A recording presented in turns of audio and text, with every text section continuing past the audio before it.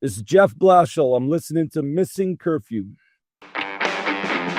What's Missin Curfew? It's when you kind of play guilty, but you show up. How nice is a green light on the road, though? No practice tomorrow, no plane, just go.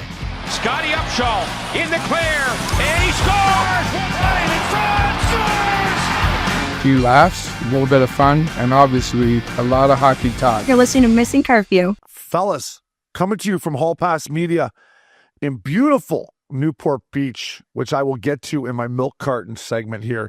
This is Missin Curfew, and before we start snapping around D to D, up to the up dog, back to the middle, never forget that this show is always presented by DraftKings. DraftKings, the crown is yours. We got the up dog in head-to-toe Oilers gear. The season must be coming right around the corner. And our boy, Swishy Swish, who's been firing on X this morning. It was unbelievable, entertaining. If you're not following Swishy on X, it's a must-follow up dog. Yeah. And I feel like he gets an extra hour on us. So I wake up in the morning, he's already fired. He's on that Mountain Standard Time. Yeah. So here on the PST, we come out. I like to check out my boys in the morning, see what kind of live Instagram stories we got going. And Swissy, you were on fire today, buddy. What's shaking over there in Desert Land, fella? Yeah, well, I woke up. So last night I was watching NHL Network. I was bored. I was a bit stoned, and I was just sitting there watching some preseason action. So I had the Vancouver Canucks game going on. I just had a little breakdown of a nice play by Linus Karlsson. It was a nice pick play that led to a goal. So I threw that up there. There's just a few guys I had to just put in their place, and that was that. I called some dude a doorknob. It was either between doorknob or pencil neck. I went with doorknob. I just felt like that was what he was. So sometimes on X, you got to put people, especially the dipshits out there, just sit them down or stuff them into a locker right quick. So I like doing that. Doorknob is what made me laugh out loud. But physically, I was like getting the coffee at Buc-ee's, and I'm like, right at the end of the post, it's like, you fucking doorknob. I'm like, it's been a long time since I've called someone a doorknob or heard someone. It's a good one. Like, if a guy's like just a pigeon, you're like, you're a doorknob. I know. I like that. Yeah, there was a few guys last night I wanted to rip on some X. We're going to talk about it today on the milk carton, but yeah, I feel like Schwizzy, if that's the one thing that gets them going, I mean, shit. You know, they don't see all your tweets then, bud. 100%. And also, you know, it's just, I always think it's funny, man. Like, if you can't I laugh at those people, they should be laughing at me. So it's, I love going at people on X a little bit, chirping here and there. You know, it's entertaining. Hey, it is entertaining. You're good at it. How like you can really, you'll fire off like a couple paragraphs. Like, do you go back over it and proofread it? Or are you just like one and done? Like, you just snap it out there, or you give it a little proofread before you hits the airwaves? Yeah, usually I'll proofread it. And sometimes I'll have this thought in my head while I'm driving. Now, I'm not saying you should be texting and driving, but if I can fire it off at a stoplight or quickly, then I'll have to usually go through it and just make sure it sounds okay. I like to just tweet how I would talk. A lot of people always tell me like my grammar or this and that isn't perfect. Well, yeah, I mean, I'm a kid that went to North Dakota for 3 years and still don't have a college degree, right? So I just have this thought in my head and I can fire it out in probably 15 seconds. Like, the tweet is already in my memory. You know what I mean? It's like a photographic shot of what I want to put, and then I just write it. Voice notes. Yes. Hey, don't stop, can't Yeah, stop. true. Yeah, when they're in your head, just fire it on. Hey, Siri, voice note this, motherfucker, and just rip it. I never use voice notes. I should. I know. The only problem with voice notes for me, Updog, is I don't really speak in English as is, so all the terminology always gets fucked up. So then I'm just sifting through that, where it's like I got to edit so much. So I usually just hack away it on the keyboard. No, you're good. You're a really good writer, and the way you can put it together, and you obviously use your lingos on it. But he may be better than Lupul. I always thought Lupul was, all my boys that I know, I always thought Loops was the best writer. Like, I've been all over Loops since he's retired, to like either write a book or like, is blogging still a thing? Do people still blog, or is that not silent B? It's called blogging. Yeah, like, just, he's so funny. Like, he's funny obviously in real life too, and hang out with him. But when he writes shit down, it's hilarious. Would you agree with that? No, he's just witty. Yeah, texts are witty. They're quick and they're witty, and he says it like it's on the golf course. You know, after you miss a short putt, he's chirping you. Yeah. He's good at it. He's always been good at it. But yeah, if he wrote a book, I don't know how dark it'd get. Well, you'd have to have someone go over it. Like, whoa there, hey, keep her friendly here, fella. Keep her friendly. Yeah, no, we'd have to have someone helping him proofreading it. Like, you know what? We'll just keep that part out. Yeah. Let's just keep that part out.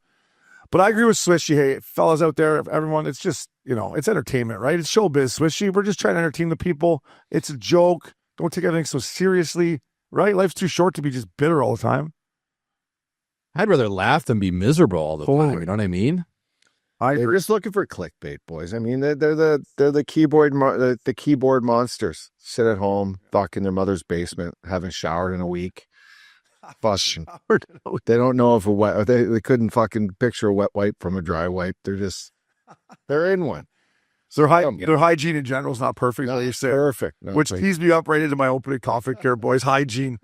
Listen, boys, I've been a big Keels guy, right? I got a Keels program. I got a facial program that if I was as dedicated to maybe hockey as I am to my face program, could have stretched it out a little bit longer. Yeah, nice. However, I've always been like a Keels body wash, a Keels face rub, and it was actually this summer at the cottage there. My dad, Pitter, brought home some good old-fashioned Irish Spring soap.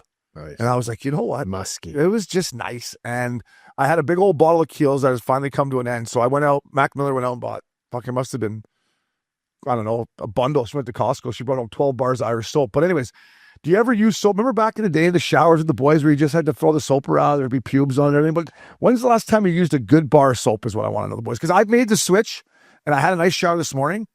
It was nice. I will be completely honest with you. I have a stash of Irish Spring soap in my extra stash drawer at my house. They're there. I haven't used them much. I think there's still one that's a little dampy in my shower, like up in the top corner there. I'm a native body wash guy. You know the Native brand? I don't know, Nate. It's all natural. It's a big Amazon seller. If you probably punched in like natural men's body wash, it'd probably come out. Does it get the stink out? It gets the stink out, at least from what I think. Because I don't wear deodorant on the daily either. You're not really a sweater, though. I'm not a sweater. Yeah. But to your point, it's been a minute since I've walked into a shower with a bunch of naked dudes who just finished hockey and half are hairy, half aren't. And, they got that bar of soap, credit carding it right through the butt cheeks. Man. And you just go, hey, buddy, come on, just put it on the hands. Yeah. Like rub it on the hands and then through the arse. Yeah. You don't take the soap and shove it in there like my Amex. All right? Fuck. There was guys that's hilarious. There was guys that you just look at them like, fella, come on, man. Like, just put it on your hands. Don't fucking Christ. God, that was a bad look. But Swishy, looking back to those days, especially in the jungle, right? You go in the jungle, showers are greasy, and they have like 3 bars of soap and some shitty fucking, and you're like, you're passing it around. Like, if you think back, like, that wasn't very hygienic, right? Is that the right word to use there, fella? Oh, it's disgusting, dude. I call that the penitentiary special. You know what I mean? It's just you got that bar of soap, a greasy shower.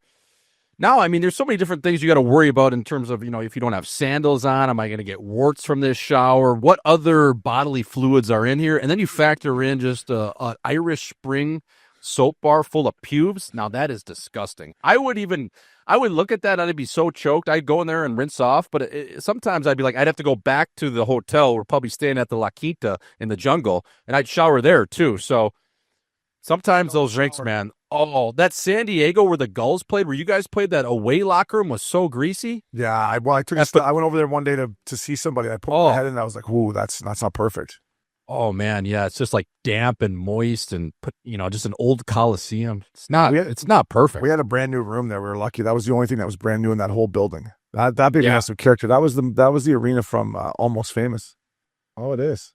Nice. Where she walks down at the start of the movie down that ramp. That's where we would go in. Sweet. Yeah, I never saw that. San Diego Sports Arena, it's called. I just, the guys that would go in and just lather them, they'd sit there and I'm picturing like just some old buckers on your team. You come in and they're just, they got soap. They grab the bar of Irish Spring. They're all over their face. You're just like, fuck, man, that's aggressive. It's really aggressive. And like, if you think about it, you're a good Western leaguer. Yeah.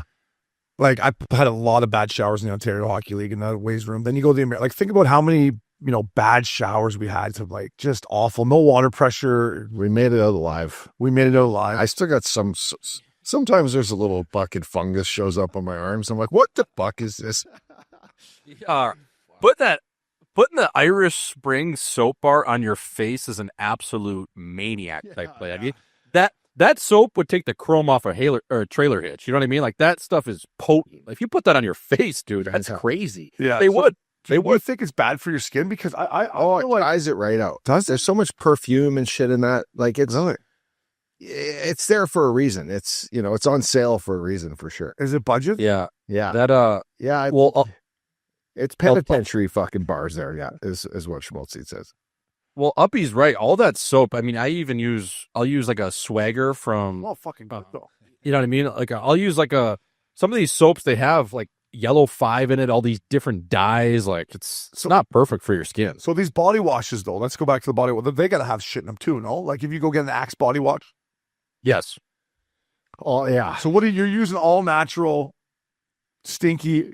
Won't get the stink out, but not going to fuck up your skin. Yeah, no, like so pros of Irish Spring soap right here. Contains moisturizing ingredients like flaxseed oil, provides a refreshing and invigorating scent, hypoallergenic fella, free of harsh chemicals like parabens and sulfates. So that's pretty good and can be used on sensitive skin. Ball sacks. The cons is some people might find the fragrance too strong. And look, not suitable for extremely dry or oily skin because it'll dry you right out. That's okay. I got a body lotion that'll fucking take care of that. So listen, it's a popular choice, fella, for its cleansing and moisturizing properties. So I think you're onto something. That's pretty good. Thanks, bud. Yeah. Swishy, what are you using, bud? As a single guy that's mixing it up, what do you got for body wash in your establishment there?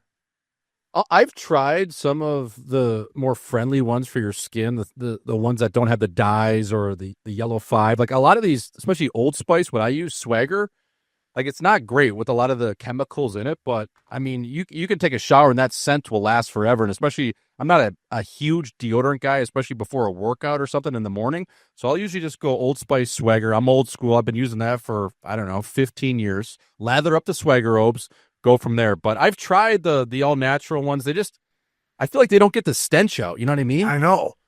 I had what's the company called? We're giving out free Dr. Snatch or something. It's not Dr. Snatch, but That was you back when you were playing.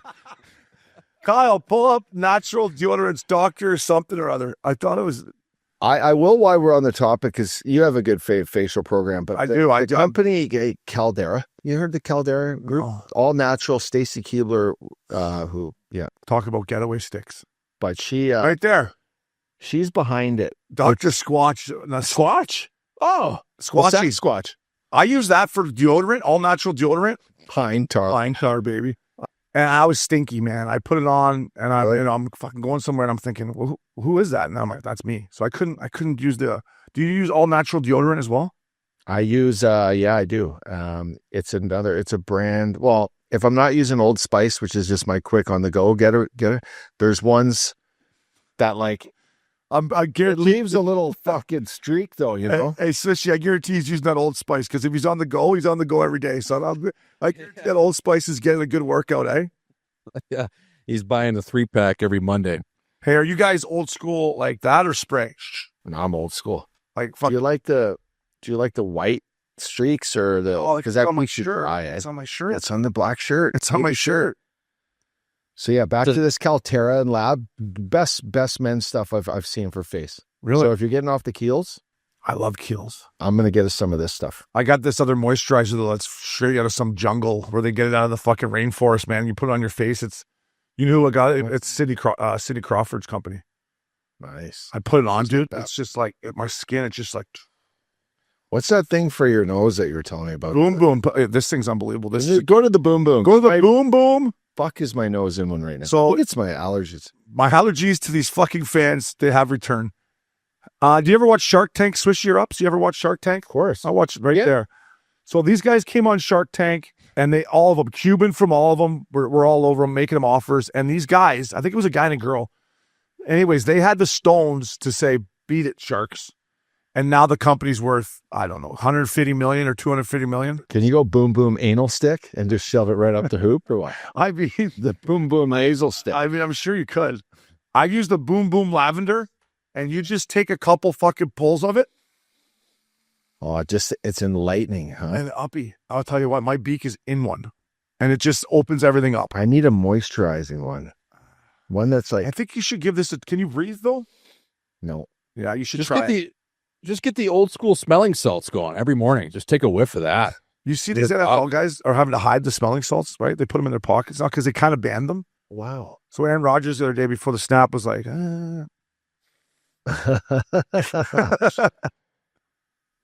I don't know about banning the sulfur. I love a good smelling salt. Hey, Swishy, nothing like a good smelling salt after the national anthem. Let's go, boys. Especially if you got to shake off the cobwebs or something too. You know, I would even sometimes for a practice, you know, the odd time. Well, it depends what you did the night before, eh, fella? Exactly, right? You just go in there for a little sniff, you're ready to go. Sniffers row. Hey, do you think there's guys in the NHL, I think I know that have never used a bar soap yet? Like Connor Bedard's never used a bar soap. That's right, Russians for sure. Raw, stinky. Alexei Smirnov wouldn't use anything. Just go in. Literally, boys, we call him the Clydesdale because he was so fucking lazy. We call him the Clydesdale. He'd hit the water, hit him, and then he'd get out. And we're like, Schmearsy, fuck, man. Like, you got to have a little, like, here's some, you know? Never. No, I don't. No. I'm like, you stink. You stink.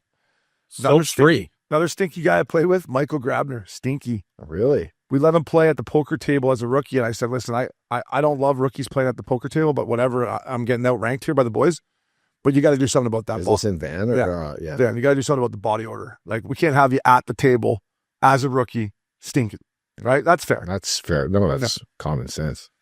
He was the guy who rolled his ankle in soccer, and I had to go play, too, when I was, Oh, you did? You rolled his ankle? No, he rolled. I've told this story before, I think, but like, yeah, it was a healthy scratch on a Sunday, and Oh, he rolled his ankle. He rolled his ankle playing soccer, and I had to get the call in. You're playing. Play forward. Thought I was playing forward. Got there, Swishy. I was fucking 3-4 D-man, me and Bexter. So now I'm like playing a real game. I'm like, oh man, this could go one of two ways. That's tough. Yeah, that's tough. You get thrown in the fire like that, you're just all out of whack. You're like, all right, hopefully I just don't go -3 in my first 3 shifts here. David Kochi dumped it in my corner and fucking hit me and snapped me out of it. Yeah, like he just hit me so hard that I was like, all right, I'm into this now. Let's go. Like we ended up we played Colorado. They were so bad back then. We beat them. And so, anyways, boys, I wanted to let the boys know here that I'm back on the Irish Spring. Give it a chance, boys, if you're looking to mix it up a little bit. Continuing on with our intro here. Listen, I don't even know who Bad Bunny is. Who the fuck is Bad Bunny, Swish? He is a Spanish rapper, like kind of like you go into like a Toca Madera like spot, you know what I mean? Like kind of rainforest vibes. Like it's like club music, but all of his music is in Spanish. Is it so reggaeton? Reggaeton? No, it's like I would say it's kind of like in between house and hip hop is how I kind of explain it. Okay. Yeah. Well, it's not bad. He's good. Blown out of proportion. Like, is he really like the crazy freak weirdo that everyone's kind of making him out to be, or what the hell's going on? I don't even know who he is. Why would the NFL do this? So I realized this too, and correct me if I'm wrong, but I thought I heard this right, Swishy and Ups. The NFL doesn't pay you to do the halftime show. Is that correct, Swishy? Have you heard that? I think that is true, yes. So the way they look at it is, if you do the halftime show, we're going to blow you up. There's so many eyeballs on you. Yep. So do you think maybe it's just run its course where people are like, I'm not going to do this for free? Like they were talking about trying to get Taylor Swift, and obviously she said no way. I always thought they paid the people. I thought they paid them lots of money to do the halftime show. Like I thought they were getting paid big time. Oh, it makes sense that you wouldn't. Yeah. You know, because you're there's so many eyeballs. So many eyeballs, but this is the last time you guys were like the halftime show is actually good. The last good halftime show? Fuck. Michael Jackson. Janet Jackson when her tit fell out. Exactly. Do you remember one even from the last 10 years that you're like, wow, that was really good? Did Metallica ever play? I don't think they have Ups. I think I liked when Eminem came out and started spitting it a couple years ago. Isn't Eminem do it? Yeah. Remember? Like, did you like Kendrick's performance last year? Do you really watch the halftime show? By that time, you're so pinned. You're worried about your bets. It's like I'm usually scrambling to get a second halfer in there. Yeah, I'm usually scrambling to get a second halfer in there. Prince, Snoop Dogg, Michael Jackson. I'm just reading Lady Gaga. Nope. Jennifer Lopez. Nope. Like, I don't know. It's not perfect. It's not like they got a perfect record. Rihanna was shaking it up there. I'll tell you what. Chili Peppers. Jennifer Lopez. Bruno Mars and Chili Peppers. There you go. That's good. Jennifer Lopez still looks amazing for 55. Tom Petty. God rest his soul, Tom Petty. Yeah. The Who. Prince. See, back in the early 2000s, there's some good ones. Rolling Stones, Paul McCartney, U2. Anyways, I don't love it. I think I don't know who he is, but I was just like, if it's a Super Bowl here, let's go with some like rock or something, or even country. Country's so popular now. Give me like Luke Combs. Yeah, no, I agree. I mean, Jerry Jones came out and said, I think his players want to boycott the game. Did you hear that? He doesn't have to worry about being in the Super Bowl, or he's just not going to boycott every game. Maybe I just read some clickbait, but Yeah. I don't know. We'll see. Maybe he'll prove me wrong. Do chicks like it, Swishy? Like, do broads love Bad Bunny? Is he getting? Yeah. So he's doing all right there. Yeah, I mean, I think he's dated one of the Kardashians or the Jenners. I don't know if it was Kylie or Kendall, but I know I think it was Kylie or Kendall was going back between Bad Bunny and D Book, so she was kind of just playing her cards that way. But It was this Jenner. guy, I mean, It was Jenner, the hot one he was dating, because I saw a clip of it after they announced him. Yeah. By the way, that's two different. he gets the broads going for sure. That's two different, animals there. If you're hanging out with a Jenner or a Kardashian, right? Jenners are a lot. Those girls are a lot harder than the Kardashians. Sorry, in my opinion. I agree. Yeah. I mean, I bet you guys didn't know this. Jay-Z company Rock Nation picks the Super Bowl acts. Really? correct. Yep. That's since 2019. He's picked the halftime artist and helped produce the show. It's all Jay-Z's fault. I was a big Jay-Z fan back in the day. Oh, Rock Nation's been... So him and Roger pick who's going to do it or what? Roger Goodell's going to have a little input on it. So anyways, we'll see you, Bad Bunny. Prove me wrong, fella. We'll be right back. I'm Missin Curfew. Welcome back to Missin Curfew. DraftKings, baby. Bets, and more bets. Presented by DraftKings. DraftKings, the crown is yours. Always gamble responsibly, fellas, but get some skin in the game. We got hockey coming up next week. I cannot wait. I'm going to tread carefully into the NHL season, though, boys. I'm going to tread carefully. NFL Week 4, up dog. We'll lead it off to you. You got the most games played here at Missin Curfew. Who you liking? What are you seeing? Can't believe it's already Week 4, right? It's just flying. It's flying. Listen, I'm going to, we got a Thursday nighter here tonight, boys. Rams at home against the 49ers, banged up 49ers. I know that because I got two guys on my fantasy squad that are not in the lineup, but that line moved drastically. It's now 10.5 for Rams. So Banged up. I'm going to take the Rams, boys, and those points. I'm also going to tease that into the Sunday nighter, the Buffalo Bills. They're minus 7.5 at home against the New England Patriots. As my boy Stephen A. Smith says, he is not worried about an upset there. So I'm going to rely on the continued greatness of Josh Allen, and I'm going to take the points there at 7 and a hook. Fella, what are you thinking? That Buffalo Patriots has Upshaw, Lupul, over T's written all over it too, by the way. I think you're right on that. Swishy, you go ahead, fella. Are you going to stay there in the desert with your Arizona Cardinals? No, I'm actually going to send it over to Jet Life Stadium, just outside of East Rutherford, New Jersey. Now, I'm looking at this game. Is this a trap game, boys? The 1-2-1 Cowboys are going into the chin of New Jersey. Like I said, they're playing the Jets. This game, right now, as it stands, is minus 2.5, Dallas. Dak obviously coming off a good week offensively, putting up 40 points last week against the Green Bay Packers. And the Jets are 0-4. 2.5 points? That seems a little low to me. I'm slightly concerned why that line is so low, but I'm going to stay with it. I'm going to go with Jerry Jones's Cowboys. I think they're going to march in there on Sunday. That is 10 a.m. Pacific Standard here on the West Coast. I like this game. I like the Cowboys to go in there. I think they have some momentum. They're feeling, at least decent with the offensive performance they put up last week. So I'm going to stick with Dak. I'm going to ride them. America's team, baby, minus 2.5. Listen, Dak Prescott is playing at an MVP level. He really is. Yes, I mean, he's making it rain all over the place. Now, however, the Jets can run the ball. Breece Hall, can the Cowboys stop the run? And can the Jets defense stop Dak? I mean, this one to me, again, feels like over City. 47.5. Both their defenses fucking kind of stink. Like, who'd the Jets just play?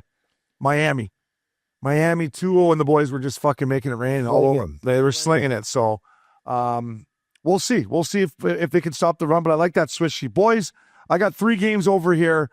I got up dogs Indianapolis Colts to bounce back. They lost a heartbreaker out here at SoFi last weekend. minus 7 against the Raiders from Las Vegas. I like that. I think they cover the 7. And then I'm going to go with our boy Shake and Bake, Baker Mayfield, Where is he here?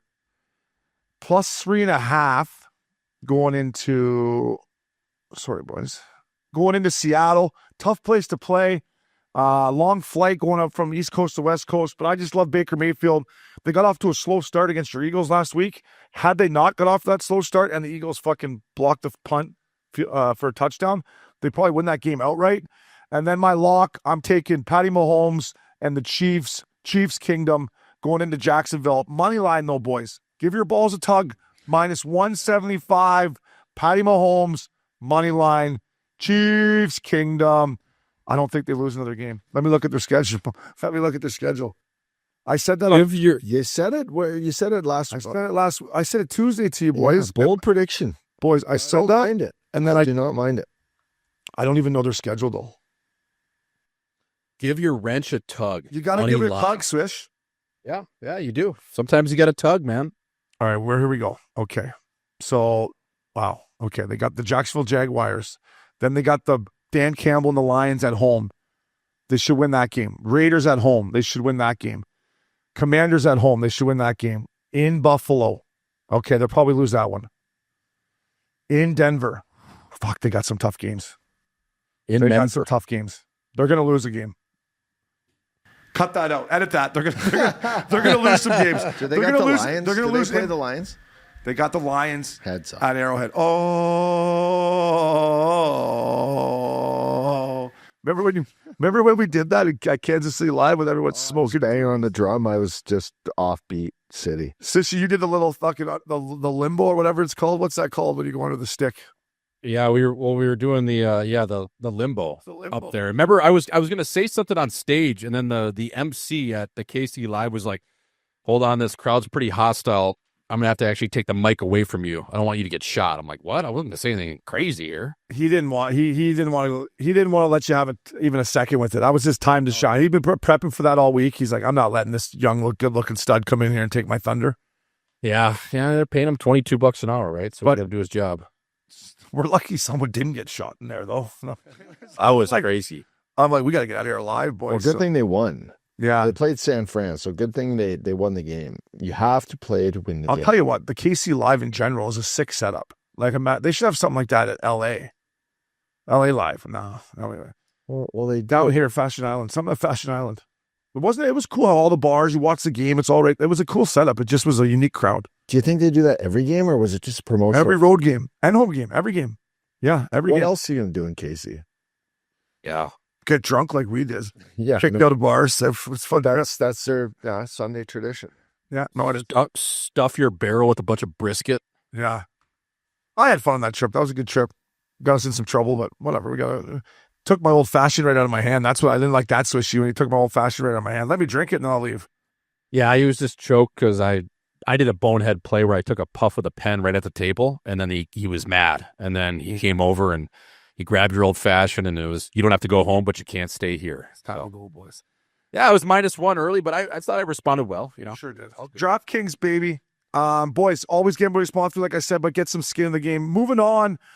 We got a new partnership here at Missin Curfew. We were excited about this luxury auto collection out of Scottsdale, Arizona.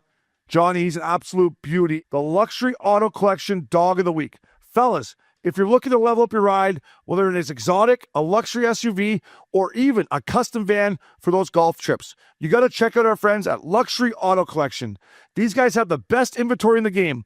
Listen to this lineup, boys. Ferraris, Lambos, McLarens, but also trucks, SUVs, and boys, Sprinter vans that make those road trips first class. They don't just sell cars, they sell a lifestyle.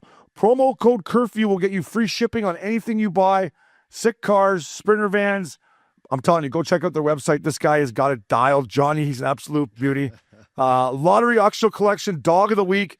I think this was last week, boys, so I apologize. I haven't been really keeping up too much on preseason hockey. But Brandon Hagel, who was nice enough to jump on with Coop after they won the Four Nations, you guys know I love a good practice fight. Well, I love a good training camp fight even more. This guy's ready for the season. He's my dog. He's my luxury auto collection dog of the week. Hags, good for you, man. It's easy for veteran guys to come in and just, ease their way through training camp. That's not how you have a winning culture. Stepping up, challenging guys, having a tough, hard training camp. And as you guys know, the dog days, right? The training camp goes on. you're sick of kind of being out there against the same guys. You're ready for some real NHL action. So, Hags, you're the Luxury Auto Collection Dog of the Week. I love a good inter-squad fight up. Yeah, well done. I hate getting fucking cross-checked in the ribs, so I'm all about Hagel turning around and calling out this little Roman kid and going, "You want to fucking dance, kid?" Is that what he did? Cross-checked him? Yeah, he took a cross-check in the ribs. Nothing worse. You go to the net trying to get a rebound in practice, get a cross-check in the back of the kidney, you go, fucking, it's on. It's on. Sets the tone, though. Sets the tone for the season, knowing that, you're a week away, you got your best players out there grinding and mucking it up. Says a lot to the young guys, and that's just the culture they have. So, well done. And Yeah, my dog of the week, boys. I don't know if you caught it yesterday, okay? There was a broadcast on ESPN between the Cubs and the Padres. There was a matinee going on at Wrigley Field. It was game 2. Game 3 going off the bump today. But during the call, ESPN was promoting. They were running a promo for the NHL season, how it's back, opening night. It's going to be on ESPN. And the announcer doing the baseball game at the time, Ben McDonald, okay? They're running this promo, and he's the color guy. The play-by-play guy is like, hey, opening night, Chicago Blackhawks are teeing it up on October the 7th, next Tuesday. You going to be watching, Ben? He's like, not a chance. So this guy is not only doubling down, saying there's no chance he's going to watch hockey, he's also just going completely against his whole entire business as an employee, saying, basically, I don't watch hockey. I'm not going to watch it. So just an absolute dog move right there. Thinking for himself, not the company. He's not a company man, clearly. So I just wanted to give some light to Benny McDonald doing that in live real time. I thought it was hilarious. He doubled down, saying there's no chance he's going to be watching the Chicago Blackhawks on opening night, even though ESPN has partnered up with the NHL on a multi-billion-dollar deal. So that is my dog of the week. Yeah, you got to think the people running it up the flagpole at ESPN are not thrilled about that, right? Our boy Jackson here at Hall Pass, who's a great kid, a baseball guy, that was the first thing he said to me this morning. He's like, it was in the Cubs game, right? Because the Bedard and the Padres there. Yep. Shelley was front row with a sick tan and a Pearl Jam t-shirt on. Fuck, man, help the boys out here. Sell the game a little, man. he's just a douche. Like, fuck. Who says that? Come on. He says it was a joke. What? Actually, he told The Athletic, I respect hockey players. I love them. That was a joke. I don't know. Yeah, I don't think it was a joke. It wasn't a joke. From what everybody told me, it wasn't. He was going on my milk carton. This guy, I mean, who does that? Who does that? Especially for your company. Like, yeah, you got your Hawks, good young team coming up. A lot of cap room. A lot of cap room.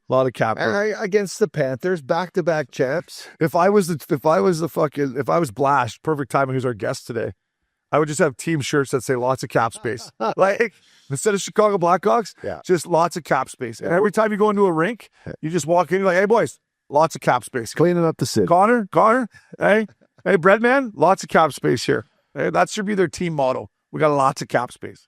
Yeah, I mean, I think it's a whoops on his part. I don't know. It's just too bad. Like, I feel like hockey's come a long way in this country, and especially your American-born player.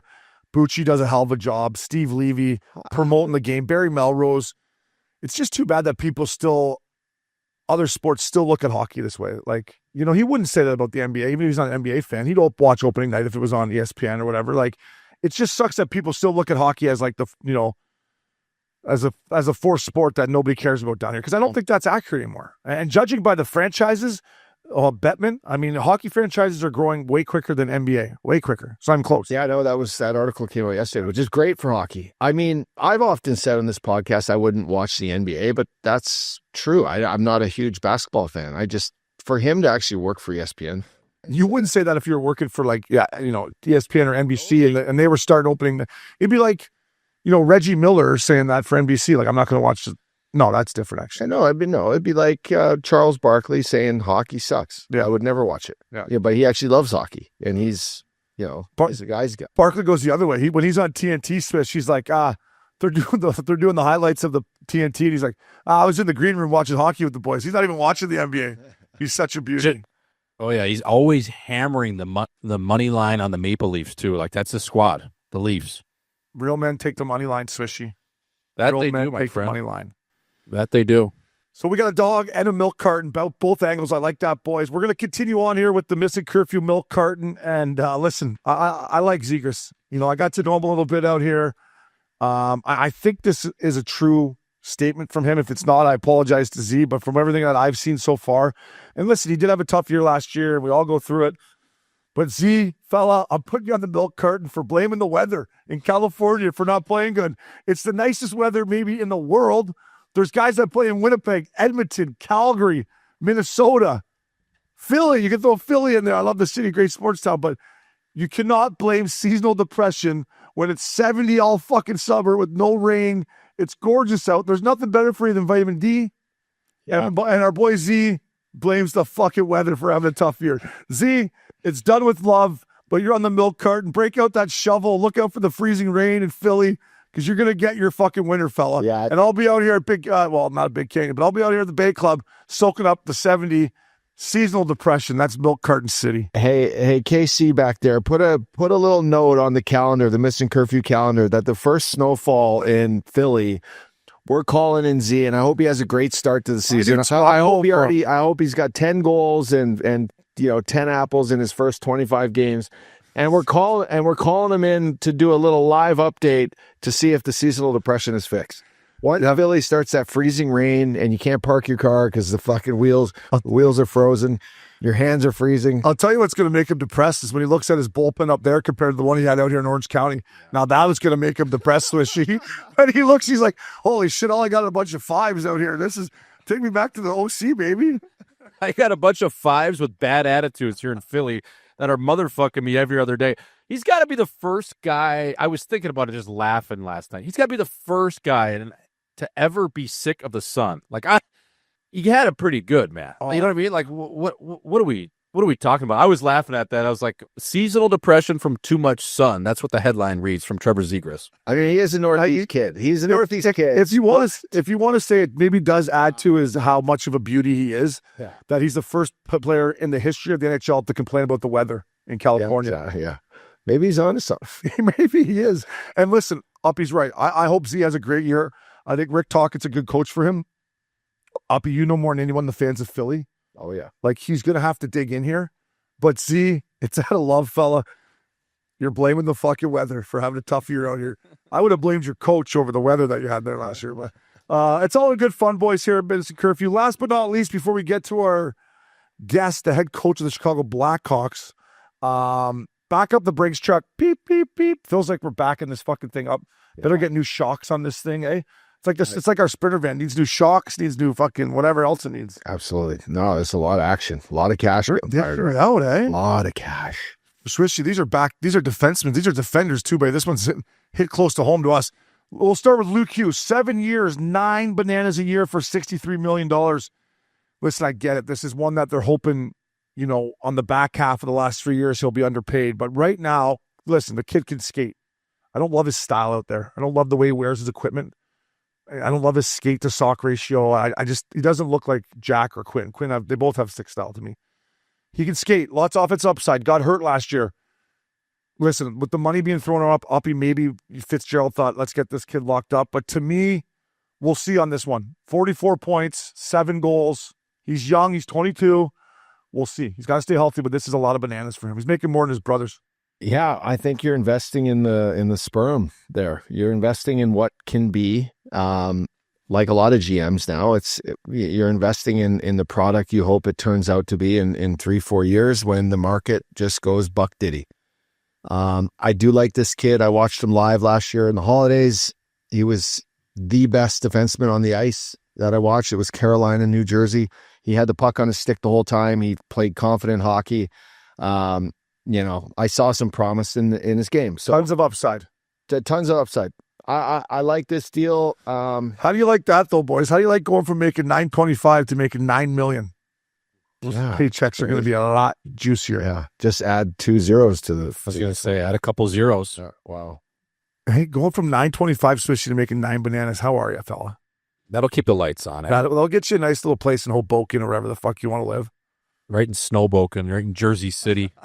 Looking at the Statue of Liberty, looking at Manhattan, picking out where you're going to go in Tribeca that night. But yeah, I mean, listen, He's an unbelievable young defenseman. It's a little bit of an overpayment, like you boys said, but the way he skates, his trajectory he's on, his point total is only going to increase. The stronger he gets, the more he fills out. I mean, he's a 2003 born kid. He's still just a young fella. So I think as it goes, this will be a valued contract. I just think going into this year, he's not like a guy in a playoff series, Obi, that is going to match up against a team's top line and play heavy hockey around the net. There's things he's going to have to work on, continue to fill out. But I like the deal. I mean, you got to pay him or, at this point, these kids, it's either you pay him or you trade him. So I like to play. The cap's going up. It's going to be a good deal. I just think, maybe the first 2 years, he's obviously going to be overpaid a little bit. I think Fitzy's thinking, Tom Fitzgerald, that is, you're exactly what you're thinking, especially like, I'm going to lock this kid up. The cap's going to go up. And in 3 years, this is going to be a steal. Much like the Cale Makar contract right now and Quinn Hughes contract. Big time. He's making more than both those guys right now. Yep. That's insane. It's insane. But listen, good for him. The whole Hughes family. Jack was at the Yankees game last night where they just seem like a cool, good group of kids. Yep. They're all doing the right thing, and they're all making tons of bank. I mean, their parents aren't going to have to worry about much nowadays, eh? Super sperm from Mr. Hughes. Parents, by the way. Like, Yeah. you can just tell the kids were raised right. Great kids. Great sperm. Yeah. Hey, that's some powerful sperm there. Some expensive, powerful sperm, Swishy. Yeah, he must have been, when he was laying the wood during those 3 to 5 years, he must have been off the whiskey, just elite sperm. That's like 90, that's 93 premium. That's not even 87 unleaded. No, that's coming at you. That's coming at you. We got another deal that was a little bit of an eye-opener this morning for me, and this is no disrespect. I don't know this kid. Jackson Lacombe, back up the Brinks truck right here to Orange County, buddy. Like I said, if you need a realtor, Mac Miller can help you out. 8 years, 9 bananas a year. That is $72 million for Jackson Lacombe, who last year had, pretty good year last year, 43 points, 14 goals. The year before that, he had 17 points. That's insane. $9 million. Wild. Highest contracted Ducks history. Yeah, no, I would say that, Luke Hughes, you go off what his other brothers have done, and then the hope that this kid is just he's bigger and he can skate like them both. So you have like a little thing to judge him on. This is nuts. He's played 148 games, boys, in the National Hockey League. Yeah, I mean, and no one's ever accused him of being the best looking cat at the team, right? It's just in terms of, that. So at least he's getting paid handsomely. The thing with him is 14 goals last year. I mean, that's a solid number in your second year in terms of a sophomore campaign. Yeah. He's a really good skater, a product of the University of Minnesota. He was a second-round pick. I think he'll probably be a lock for not this Olympics, but probably 2030, Obi. I mean, this he's a hell of a player, but like I said, I mean, and like you guys said, 148 games in the league his first year, only 17 points, a breakout season this past year. We'll see what he does this year, but it's just like, here you go, and, pass, go, collect your 72 and go try, right? Yeah. And listen, I've said it before, and the Ducks are on my most interested teams to see how it plays. Like, I think they have a decent group up front. I really do. Like, look at their third line of Strome, Vetrano, Killer. 3 good dudes, Stanley Cup winner and Killer. Guys that play hard every night, play the right way. That's a good third line. Carter Gauthier, Mason McTavish, Granlund, who they brought in, Kreider, Carlson, Troy Terry. Yeah. Like, that's not a bad top 9. But then you go down here, and, like, my question is like, on Jackson Lacombe on any other fucking team, well, what is he? A 4? 3 or 4. Time will tell. You're going to have the ISO cam on him now. Now I am. For sure. Now I am. To just give him the keys to fucking Orange County, to me, just I don't get it. Like, well, why don't you just give him a 3-year deal if you want to give him 9? Like, I don't know. Time will tell, and maybe he's going to prove me wrong. To have 150 games in the league and to be given an 8-year contract for $9 million, I'm sure he's a great kid and does all the right things. I still don't get that new NHL. Like, I don't know. It's just, to me, it's like, wow. Well, I mean, the next year, the new CBA. I'm speechless. I want to put my 8-spath on and try to get just a nickel of that. If you're Pat Verbeek and you're the Ducks, right? The 8-year deal, this is the last year you can sign guys to an 8-year deal. I believe it goes down to 6 or 7 for the following year. Good point. On the new CBA. So he's probably thinking, well, I can get this guy locked up. Yeah, again, I'm going to have to take a little bit of a risk, in the first couple of years of this deal. But if he pans out and keeps going and improving and stays on this track to become the defenseman that he is. I mean, he scored 14 goals in his second year. Maybe he's a 20-goal guy. Now, that's a great value deal. So, I don't know. I just think that's the way of the NHL, Obes. It's you take the risk up front and you just hope, and it becomes a really good bargain deal. Yeah, and it's a great point by you on the 8 years. It's going to, if you stay with your team, 7. If you go to a new team, it's 6. Yep. I would say for a kid like this, you take this deal, you run, right? I think Jackson Lacombe probably has a nice career. I don't think he's going to win a Norris Trophy. I don't think he's going to be one of those guys. I just don't. I do watch the Ducks play a lot. He's young. Yeah. I get it, right? But to guys that are like Cale Makar, Quinn Hughes, guys come up like that are generational talents, maybe be careful signing, more than like Matthew's done. Like, you don't want to get locked into a deal and then all of a sudden you're looking around going, Jackson Lacombe's making. Like, what do you think Cale Makar's thinking right today? Probably not what I'm thinking, but like Jackson Lacombe's making more than me. Like, I'd be going to my agent like, why the fuck did you get me to sign this deal? Jackson Lacombe is making more than me. I'm Cale Makar. That's what I'd be calling my agent today, Sam. Jerry Joe, Obes. Yeah, no the kid. Fuck did we sign this deal for? How many more years he got left? 2? Cale's got 2. Yikes. Yeah, and he's going to get 20. I mean, if he wants 20, yeah, exactly. Jackson Lacombe gets 9, Cale gets 20. Yesterday's price, Obi. Yeah, and listen, all seriousness, I'm just talking like an old, bitter, washed-up, chunky defenseman. I'm happy for these kids, boys. Get it while you can. But like Swishy said, it's the new NHL. They reward these kids. I guess it's, a kudos to these kids of how disciplined they are, how dedicated they are. Because at, how old is he? 24. You give me $72 million when I'm 24 years old.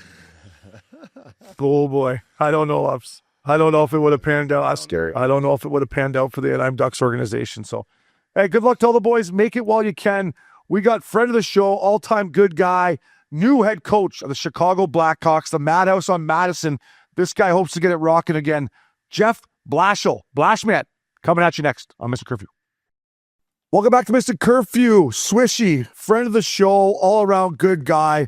A guy we were lucky enough to get to know over the last couple of years, and happy that he's back where he belongs. The head coach, the newest head coach of the Chicago Blackhawks, Jeff Blashill. Blash, good to see you, my man. Happy for you, and welcome back to where you belong, my man. I appreciate it, OB. Schmaltzy, good to see both of you guys. I think the last time I saw both of you guys together was in Vegas last year sometime. So good to see you guys. Pumped to be on. Yeah, we always love bumping into you guys. So, Blash, I was doing a little digging, getting ready to talk to you today, and I found out, I didn't know this, you were a goalie back in the day. So I got to ask you, what kind of goalie were you? Were you stand-up? Did you come out and challenge? How were you at playing the puck? All that stuff. Let's start with a bad goalie. That's why I got to start into coaching right away, because I was a bad goalie. I was right at the end of the kick save era. Like, I was literally like one of the last guys to still use the kick save. I loved to put that puck in the up in the rafters on any shot. Played the puck. I remember I played at Fair State. So at the time, we were in the CCHA and Michigan was in the league. And so we worked all week. I was going to start Friday night. We worked all week because I played the puck not bad. And it was before the D-men kind of reported the corner. So literally we worked the whole week on me going back, stopping it, like giving it to one of the 2 D-men. And we get in the game, and I bet you I didn't last 10 minutes, and I got pulled. So much for that. Blash, you ended up, so you were a goalie there, and then you coached at Fair State. How many years total did you spend in Big Rapids? If we're kind of just taking it back to those days, you had to be there for over a decade playing and coaching, right? 8 years. 8 years. I was there 4 years as a player and then 4 years as a coach. And I actually, my wife now, and actually we got married during that time. We actually lived in Grand Rapids. I commuted up, but. Yeah, so 8 straight years at Ferris, and it was awesome, actually. It was awesome. It was honestly really hard to leave. I knew they were going to be really good the next year, and it was actually, it's funny because Chris Kunitz is with us here in Chicago. It was Chris's senior year that they ended up having a great year. But I went to Miami from there, but it was eight good years. I was just going to ask you, I saw Chris Kunitz signed. I got jacked by the Ducks. Cooney had that big Hobie Baker. Did he win it, or was he runner-up or up for the Hobie Baker, right, that year? Yeah, he had an unreal year that year. Unreal year. And that was back before the signing bonus cap. So they gave him $1 million, and he came in. I'm like, where'd this guy play? Right? I'm from Ontario, playing in the Ontario League, like Ferris State. I'm like, and he's from Saskatchewan. I'm like, what the fuck? And he gets out there, he's hitting everything. He can shoot the puck. I'm like, this guy's a player. Yeah. I honestly, like, the first day he showed up as a freshman, that would have been I think my first full-time year as an assistant, I think, or maybe my volunteer, because I volunteered for a year. Either way, when he showed up, like, right away, I was like, oh, wow, this guy's different. Like, he's just got, he had that edge to him. I remember standing, like, the face-off dot at center ice, and he would always chop someone's stiff with his, like, all that kind of, he has an edge, but he was, man, what a great career he had, eh? It's unreal. I think he told me yesterday when we were talking about, he won 4 cups, man. I'm like, that's unreal. Played with great players. Awesome. Just a great guy. Great to have around, to be honest with you.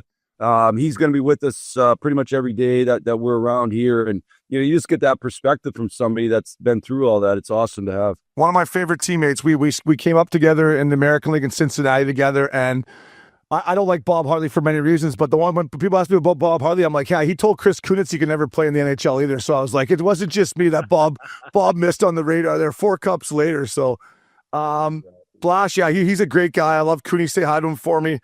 Blash, I just want to ask you, moving on here, buddy, like, you come to Detroit and you had a young group there, and then it doesn't work out for you, and you go back to being an assistant coach, and I've got to know you, and I'm just curious, like, when you're a head coach and you got to go back to being an assistant, maybe not use the word go back, but you get a different role. Is it kind of like being a player when maybe, I don't know, if you get sent down or you get moved down the lineup, or what's it like when you've been in the top, you've been an NHL coach, and I'm like, okay, I got to go back and be an assistant and maybe recreate some stuff?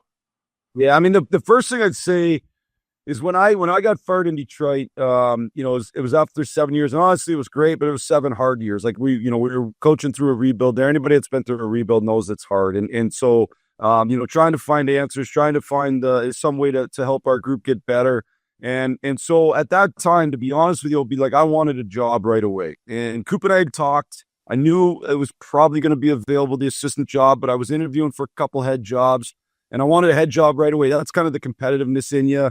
But the best thing that ever happened to me was that I was able to spend those 3 years in Tampa. And one, you get to kind of take a breath and kind of regroup. But 2, you get just the chance to learn, man. And I've known Coop for, 25 years probably, but never had a chance to really work on the same staff with him besides when we were really young and we worked on some USA hockey stuff together. We worked on this. So being able to kind of see how he runs, the program there in Tampa, see how Julian Breezeblood does. Obviously, they've been one of the best in the league. And then Jeff Helper and Rob Zettler, Brian Garlock, Nigel Kerwin, the whole crew down there, Franz John was awesome. Just an awesome coaching staff to learn from, a great group of players to learn from. You get a chance to coach. Anytime you coach great players, you learn a ton, right? So Stammer and Nikita Kucherov and Hedman and Vasilevsky, all those guys. So it was just a great chance to kind of reflect a little bit and say, okay, what did we do in Detroit that was good? But maybe we just weren't quite good enough for it to work. What did we do in Detroit that Tampa does better? And kind of as all that kind of formulated, to be honest with you, I come to Chicago and now I don't have to, I know what works, man. And I know what it's going to take for us to get to the top. Doesn't mean we're going to get there, but I know the formula, and it's a good feeling and a confident feeling, having those types of experiences. Yeah, definitely. I mean, whether it's coaching and you have some sort of failure or it's a relationship and your girlfriend dumps you, I think it just gives you a different perspective on life and a different way to look at it, and ultimately go back to the drawing board and kind of find what worked, like you said, Blash, and what doesn't. But I'm going to go off the board here. I was doing a pre-scout on you today, right? So okay. I'm talking to guys. I'm talking to Coop. I'm not going to give out all my sources, but there was one question that I wanted to ask you, and it was brought to my attention. What does going for a walk mean? That's a good question. It's my friend who I just spoke to last night, Rob Zettler. So basically, when we'd get in on the road and our work was done, we usually meet for a little bit. As a group, we generally went to dinner. But the pre-dinner was usually me and Rob going for a walk and probably finding our way to some bar stool somewhere and having a couple pre-dinner drinks. And so I'm a little worried for Rob, to be honest with you. Just the fact that he's going to be missing his buddy this year a little bit. Jeff Helpern's going to have to step in that role maybe. But honestly, like, forget about how much I learned. I like life experiences. Man, what a great life! Like, great people. Had so much fun. I'll definitely miss those guys. Blash, you kind of teed me up. We were lucky enough to get to know you guys, and anytime you're in Anaheim or if we came to Vegas, we'd have dinner and we felt part of the, almost part of the coaching staff. But I guess where I'm going with this is, I know it's not easy. Like, we've all played on teams where certain teams are closer than others, but now being the head coach of the Chicago Blackhawks, is that something you're going to try to bring to your coaching staff and your organization? Because the way you guys were as a coaching staff, it bleeds into your team. Obviously, they've won cups there, but I think it's important for you guys and what you've learned, Blash, to bring that to Chicago. Yeah, no, the camaraderie matters, man. Camaraderie matters. It matters in your group, with your team. It matters with your coaching staff, and I think you're right, Obi. Like, I think the players, see it. They see when coaches are care for each other, when they like being around each other. I just think all that stuff kind of, like you said, bleeds right into the team. And I was lucky here. It's been really, really fun to be with this group. Anders Sorensen was here as the interim coach last year, but I've known Anders for 15 plus years. Great human being. Mike Vellucci and I live in the same town in the summers in Plymouth, Michigan. Yeah, I've known Mike a long time. And then Michael Pekka worked for my best friend Seth Bapper in Rochester when he first got into coaching, coming out of playing pro, as well as the group that was already here with our video coaches and skills coach and goals coach. So what I'm getting to, we got together the week of the 18th through the 21st, and we had a blast. We went to a Cubs game together. They mocked me for my opening pitch. We played golf together. We had a blast, and right away I was like, man, this is gonna be a fun group. Life's too short not to have fun with your group. We spend too much time. Sometimes we get too serious about stuff. Like, you still got to have fun and enjoy it. It makes the grind so much better. Yeah, Blash, I wanted to ask you definitely about Anders Sorensen. He's the guy that coached me. But first off, some of the fellas were wondering after that first pitch. Now, throwing out a first pitch is a bucket list item for me. I'm a Chicago Cubs fan myself, so being at Wrigley, that had to be unbelievable. Next level. But a lot of guys are asking, they might be thinking, are you left-handed? Are you righty? I like that. When I grew up, I actually played baseball growing up, and I had pretty good range, and they always put me at short. And man, if I didn't hit that van that was behind first base all the time, like, I'd always miss. So I'd hit that. There was always a van back then. You know what I mean? Yeah, exactly. So now then they had to always play me at second. So we're going. So I've thrown the first pitch a few times. Unbelievable environment being at Wrigley, right? So I go in and I do a little TV before. Well, I'm out there for like 25 minutes on the field.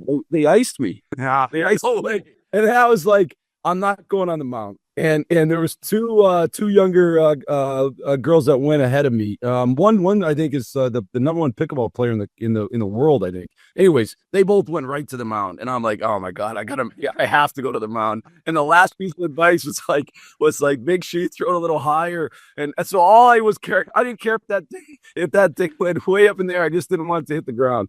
Didn't want to bounce it. Blash, I got kind of the same story. My boy Chapman was playing for the Jays. He's like, hey, it's Chapman jersey night. You want to throw out the first pitch?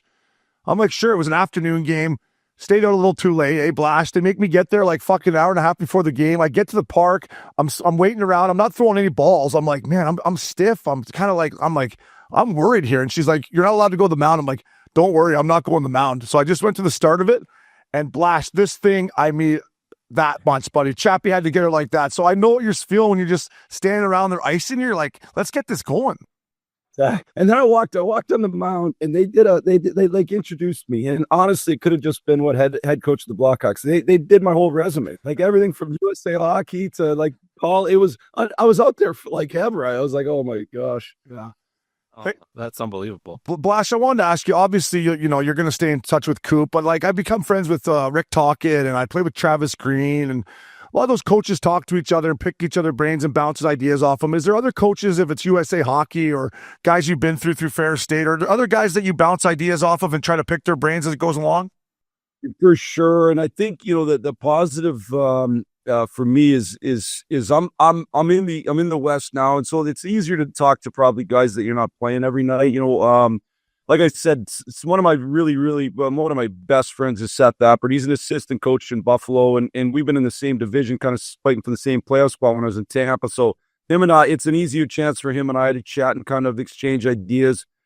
Travis is a guy, Travis Green, you mentioned.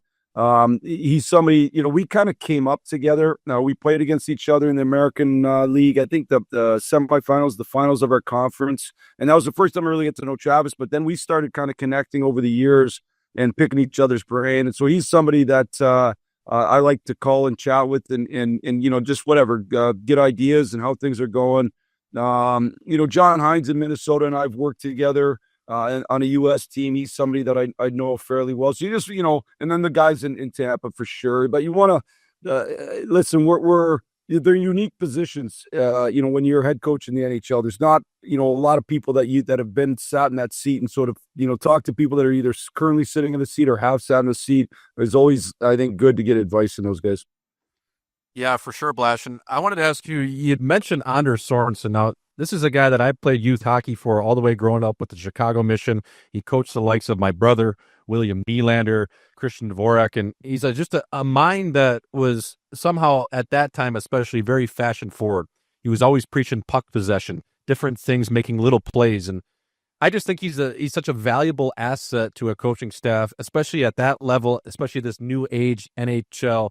Can you just touch on him a little bit? You said you've known him for a long time, but I just think that guy is one of those guys that is so valuable to a coaching staff in terms of just the everyday, even the on-ice skill stuff he can bring in different avenues he can go with his coaching. Yeah, no, he's excellent. He really is, and he's calm, like a lot of Swedes are. He's very calm, very very smart. But he's firm, has a good way about him, believes in what he believes in, but it's open to discussing different ideas.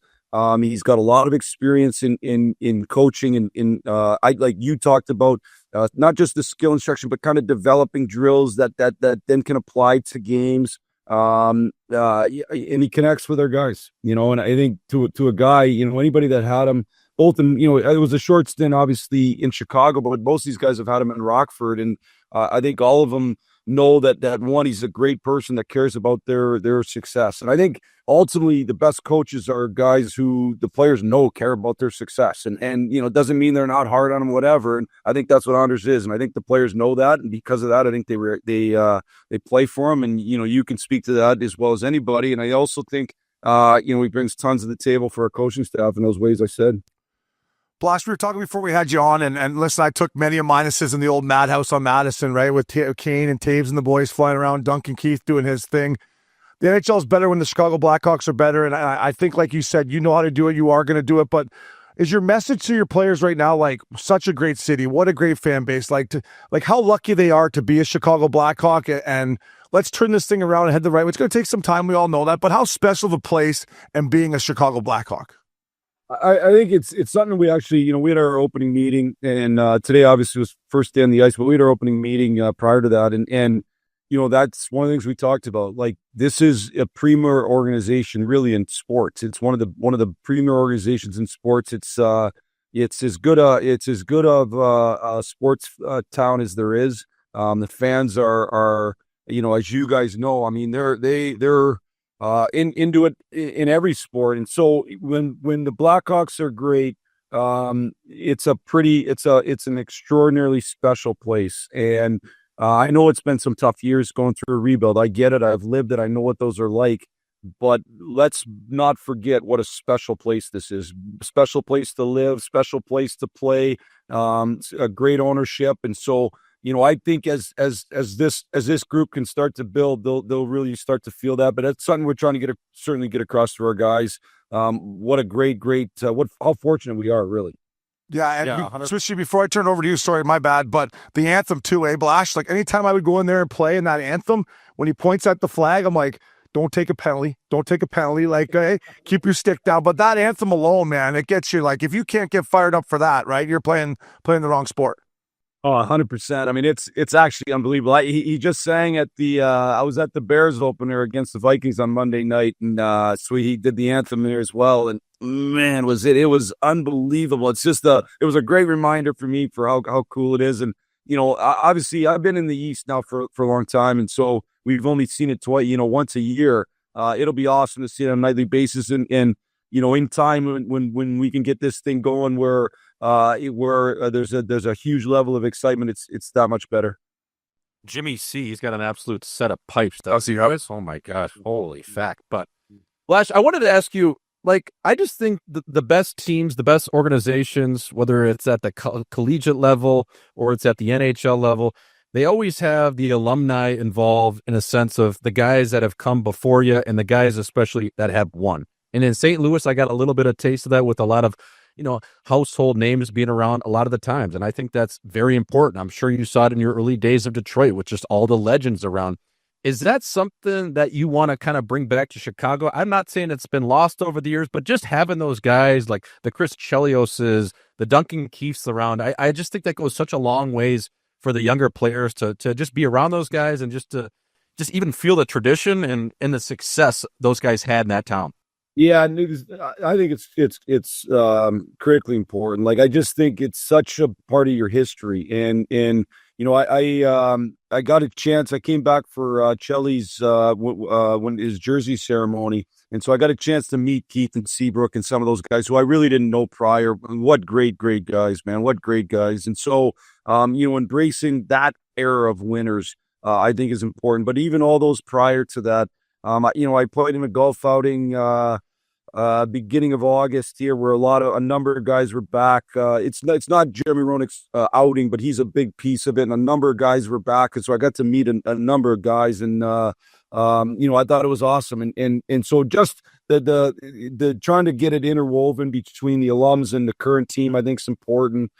Chelly's got a golf outing coming up here. A few of us are going to go out there for dinner. We can't play in it because of the timing of it, but we'll go out there for dinner and make sure that our guys know that how important those relationships are. And ultimately, I talked about it being such a special organization. Well, it's a special organization because of those that have come before. That's why it's a special organization. So we got to make sure we remember that.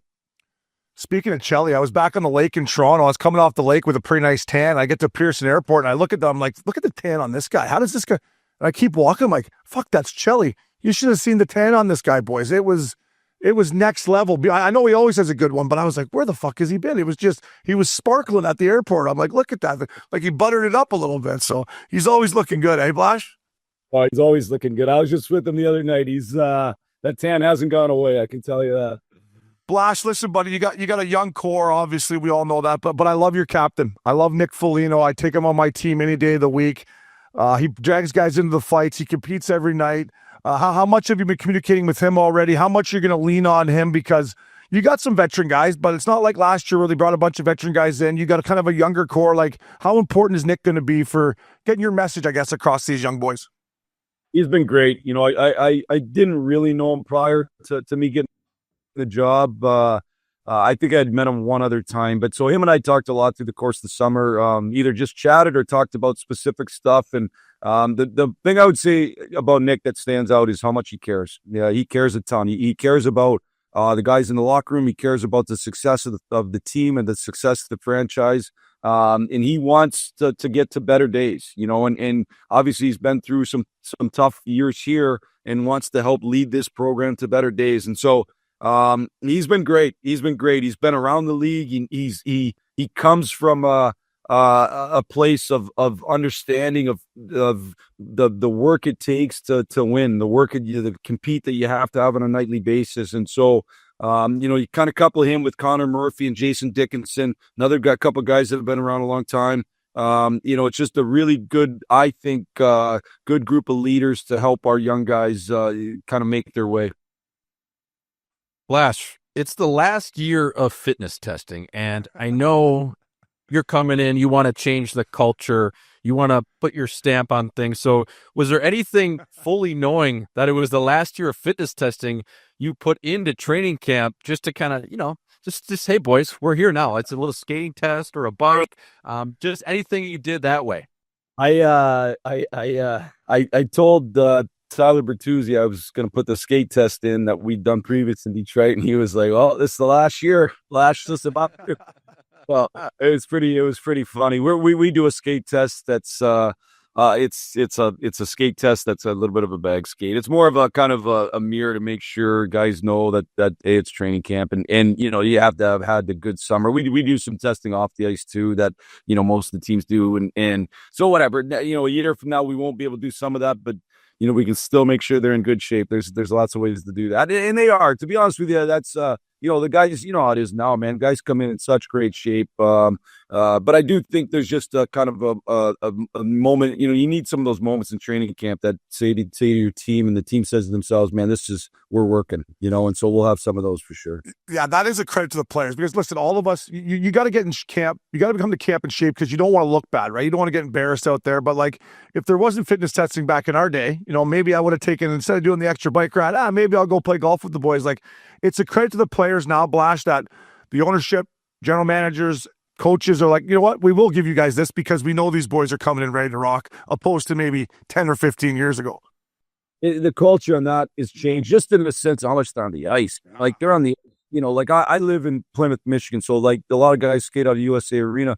They're on the ice, whatever, a week after their seasons are over, so they're on the ice all summer. So, listen, they come in, they're in great shape. They're in great shape, actually. Like our practice today was hard. And I think if they weren't in great shape, if they weren't ready to stop and start, you'd see a bunch of pulled groin, stuff like that. They're not. So that's across the league. That's not, I don't think just unique to here. It's just the way it's changed over the years for sure. Cause it's way, way different than when I think my first year in the NHL was 11, 12 as an assistant. It's way different than that, like not that the guys didn't work hard, but how you came into camp and what you did in the summers, I guess, right? That would be the biggest difference. Like the summers are way different. Way different. I would get on the ice August 1st because I was already worried about my weight. I'm like, I got to get on the ice, get her going. Solani would show up maybe like August 15th. And then Getsy would show up maybe the 20th or whatever. And that gave them 3 weeks before camp to get her going, right? We didn't start till a little bit later there. But nowadays, like you said, Blash, these kids are on the ice. They don't take any time off, which to me is a little bit crazy. But I guess that's why you can't get out of shape, I guess, if you don't stop skating. Yeah. For sure. Blash, I wanted to ask you, obviously you got a young superstar in Connor Bedard. I've been tough on him over the years in this podcast. He's a young kid. Yeah, lots of pressure coming into him. I guess what I'm going with this is after being with a guy like Kucherov for the last couple of years, like, can you use stuff that you saw with Kuch to help him, or is it just completely different? Connor Bedard's a completely different guy. He's got to find out how to play at his level, I guess. I think certainly the experiences of coaching great players, I think helps you as a coach. So like, I talked about it earlier, Kuch and Stamkos, up front for sure, and Pointer and the guys that were in Tampa, coaching Zetterberg and Datsuk in Detroit. Like, I think all those experiences, help you as you try to, as you help coach the young guys like a Connor Bedard, who's a young, great player. And he's honestly, haven't been around him, haven't watched his game way closer now.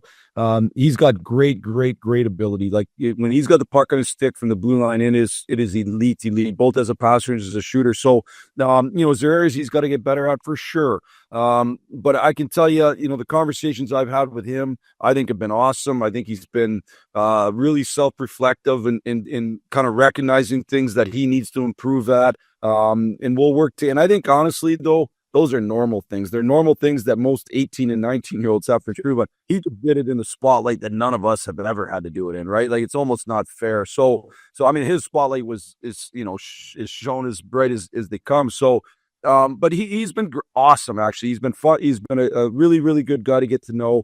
And I think his his head's in a really good spot.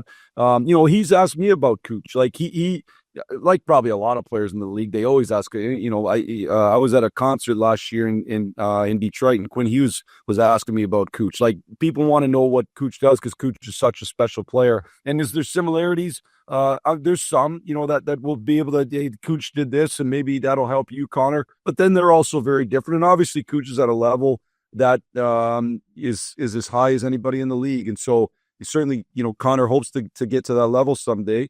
And so I'll certainly pass on any of those lessons that I've seen. But I do like the spot Connor's in. I'm excited about where he's at.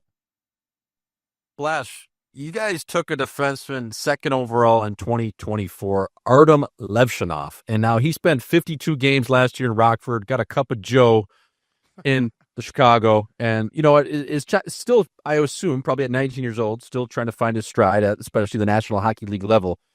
Is this a kid that you look at that's going to obviously come in and challenge for a spot, make the team out of camp, or is that his play going to dictate eventually where he's at and where he stacks up? I think his play's always going to be, that's always going to be part of it. His play's going to dictate. I think we have to make the decision, what's best for, his personal development, number one, and then what's best for our team. Like that, those kind of two things go, hand in hand a little bit. Artie's had a really good summer. I got the chance to watch Artie play last weekend in the prospects game that he played up in Minnesota. I thought he did a good job. I think he recognizes the things, like probably a lot of guys that have been offensive defensemen. He played forward up until I think age maybe 16 or maybe 14. So like he's still learning the defense side of it, I think. But what I like about where his head's at is he knows he has to get better at those areas. And so, if and he's got a really, really strong body. He's got like that man strength. It's almost like it's farmer strength. Like he's really, really strong. If you have those, and he can skate, if you have those attributes, you're going to become a good defender. We just got to help him get there. So I like where Artie's at. Again, I think his head's in the right spot in terms of the things he needs to get better at. Now we just got to go help him get better at those things. Blash, couple more for me, fella. I appreciate you taking the time. Listen, I was a young D-man in the league, and I made a fucking ton of mistakes. And I had John Tortorella, who was patient with me at the start, and then was a little bit harder on me. And then I went to Vancouver. But I guess where I'm going with this, as a guy coming in a rebuild, is one of the hardest things for you is being patient with your back end, because it's hard to play in the NHL, and it takes time to develop these guys. And I'm sure as a coach, some days you're like, fuck, you can't continue to make that pinch or this and that. But is that something you maybe learned in Detroit that you'll bring in here, that you got to be patient with your young D-core at times? Yeah, and this is the youngest D-core, that I'll have coached for sure. Outside of Connor Murphy, I think Vlas is the next oldest. I think he's 24 maybe. So like, it's a young D-core, but I will say though, like they're young and talented. It's one thing to say talented though, but they have, like, for me, transferable talent in a sense. They're really, like, their packages are good. They're really, each guy's like big, can skate, has long range to them. They're not necessarily defensemen that try to break you down one-on-one. They're more efficient. They move the puck. Like, all those things are generally things that can transfer a little bit quicker. It's the guys, I think, that, are really, really high risk, high reward offensively that take even longer. But to your point, I've heard this said from multiple coaches, like, experienced D just know where to stand. Yeah. And there's some truth to that, right? Like, they just stand in both spots, and and so it's that takes experience. So honestly, I'm really curious to see. I'm curious to see how it goes, how quickly this young D-core can get good. This young D-core is going to be good. I know that for sure. I just don't know how quickly, and so hopefully they can learn, we can help them kind of with these lessons, and they can learn these lessons quicker than longer. Yeah, Blash, last one for me, buddy, and then Swishy's got one more for you. Spencer Knight, listen, a lot of teams around the league, goaltending is a problem with, lots of teams in the league. I think you got a good one here. The way he played last year when he came in the second half of the season or whatever it was, what have you seen out of him? And it's got to be nice to know that, you may have your number one goalie already when you're coming into a new organization starting to rebuild. Yeah, it's funny. Like, when that trade happened with the Knights and Seth Jones, I was obviously assistant Tampa, and it was looking like we were going to play Florida in the first round. I was like, oh man, like you know what I mean? Like, I was disappointed at that time because Florida was getting a really good player in Seth Jones, who I've had a chance to coach in the world, so I knew, whatever. Now I'm pumped. Now I'm pumped that trade was made because Spencer's a guy who I watched a good amount at the U.S. program when he played for the national team development program when he was coming up. Me personally, I always felt he had a chance to be a top flight goalie in the league. He's got to go out and prove it for sure, but I definitely think he has the attributes to be, a top tier goalie in the league. Now he's got to go get it done. So, but I, certainly feel like, listen, how it goes in this league. And I think Soderblom's got a chance to be a good goalie, and like, we actually have a number of guys in the pipeline. Comesso's a good goalie, like, so we have guys in the pipeline that I think give us a chance to feel like we're gonna have real good goaltending here down the road. So that it's a great feeling. You'd rather have that than feel like you don't have those types of people around. So Spencer's like the rest of our team. We got to go prove it, but I'm a fan. Blash, you've been in the league a long time, brother, and I just wanted to give you and leave you with this here. So the next time you're walking around the West Loop, you probably live in the suburbs, but the next time you're walking around the West Loop in Chicago and you just happen to be going for a walk, as you'd say, You got to stumble into Trivoli Tavern if you've never been there yet. It's a great spot. No free ads, obviously, but it's just got an old school Midwest tavern style feel to it. It's got good Italian food. So next time you're just cruising down Randolph Street there, the West Loop, don't be scared to poke your head in there, fella. I've already been in there once. It's a great spot. It was like the first night because I'm actually living in that area. So yes, I've been in there once. Yes, yeah. Perfect. Yeah, that's where my sister lives, right there. This is a veteran. Eh? He's a veteran. He knows. He knows. Yeah, I mean, 15 years in the league, I figured he knew, but I was just throwing it out there. Yeah. Hey, Blash, buddy, I appreciate you. It's been nice to get to know you, man. We're pulling for you here at Missin Curfew. We're going to probably try a little fellow tour to Chicago. So if we do, maybe we'll have a beer. But enjoy it, buddy. You're back where you belong, and enjoy the NHL, my man. It's the best league in the world, as you know. All right, boys. Thanks. Look forward. If you come to Chicago, let me know. If not, I'll see you in Anaheim. Welcome back to Missin Curfew. Swishy. Thanks to Blash. We've got to know Coop over the last couple of years, and got to know their coaching staff, and Blash is a beauty. And honestly, what Coop has built with that coaching staff, I hope Blash brings to Chicago. It sounds like he will. Go for a couple beers with your boys, dinners, it's important, and I'm pulling for him. And like we said, the NHL is better when the Madhouse is rocking. It took a lot of minuses in there, but when she's rocking, it's good for the league. Yeah, and I just love what he's about. You know what I mean? Like those guys, you're talking about going for a walk, having a pop with the coaching staff before a nice dinner. Obi, he's what the game needs, and he's cut from the same cloth of these guys of John Cooper, Derek Lalonde, Jeff Blashill. They were all kind of, finding their ways in their respective areas of the game, but they were all living in Michigan at the time, and they've all ended up being head coaches in the National Hockey League. They're still all really good buddies. They've all coached with each other, not at the same time, but they've coached with each other. There's a lot of familiarity there, so they're like the disciples of, this greater Michigan area, of Grand Rapids or wherever they were living. East Lansing, where Coop was back in the day. So really cool to talk to him. And I hope they do well. It's an original six team. It's a second crack at an original six team. So pretty cool. And just a good dude. Like you can just shoot the shit with them all day. Yeah. And he loves the game. And as I got to know him over the last couple of years, seeing Coop and talking to him, he loves the game. And I could always tell he wanted to be a head coach again, so I'm happy for him. So, Blash, thank you, buddy. Good luck to the Hawks this year. Swishy, always a pleasure with you, buddy. D to D, Hinge, hit the middle. You're the man. I appreciate you. Casey Conway wasn't here today, but Max, the ice pickup, picking up the slack. That was Missin Curfew. Fella.